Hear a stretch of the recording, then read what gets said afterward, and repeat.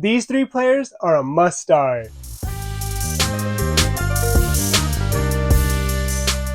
First up, let's talk about Jahan Dotson. I have Dotson pegged as a prime breakout candidate, and I think he's set up for success this week against the Cardinals, who are projected to have the league's worst defense and be the league's worst team. They're playing for nothing else besides the Caleb Williams sweepstakes, in my opinion.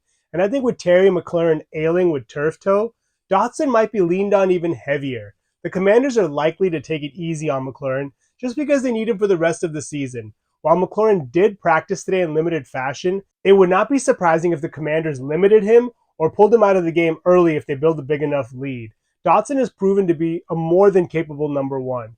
Last year, he had 7 touchdowns as a rookie, leading all rookies in receiving touchdowns. And this year, he finished preseason with 7 receptions for 106 yards and a touchdown.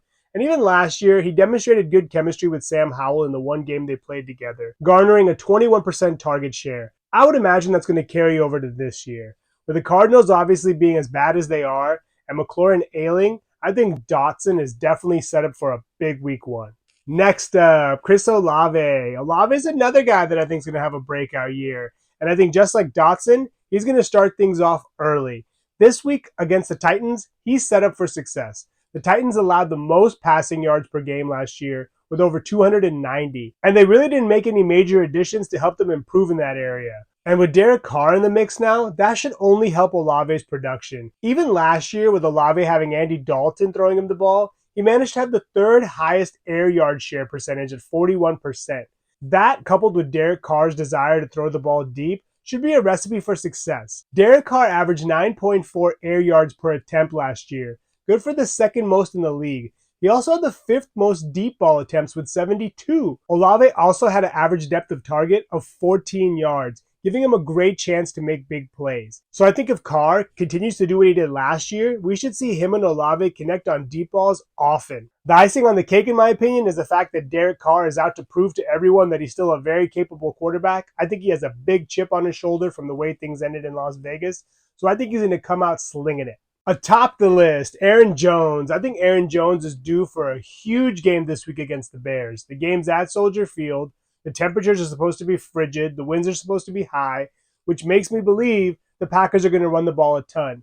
What also really helps Jones's cause is the fact that the Packers may not have much of any help at receiver. Both Christian Watson and Romeo Doubs missed practice today with hamstring issues.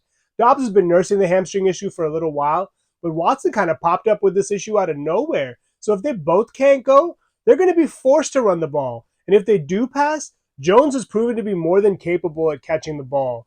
Last year, he had 59 receptions, good for the 6th most amongst running backs. He also had 5 receiving touchdowns. And I think this week, he's going to tally his first one of the year.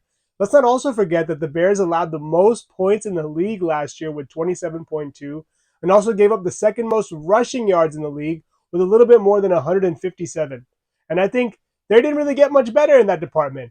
Roquan Smith has really not been replaced. They signed Tremaine Edmonds, who's good in his own right, but he's not Roquan Smith, and they also signed Yannick Ngakoue, who's more of a sack specialist. So I would imagine the Packers should have success. They're going to want to protect Jordan Love. They don't want to overwhelm him, especially if they don't have any receiving weapons. So look for Jones to be involved heavily this week and moving forward, especially if both receivers can't get the green light in the coming weeks. Those are 3 players I think are a must start this week. Please subscribe and let me know who you think is a must start in the comments below.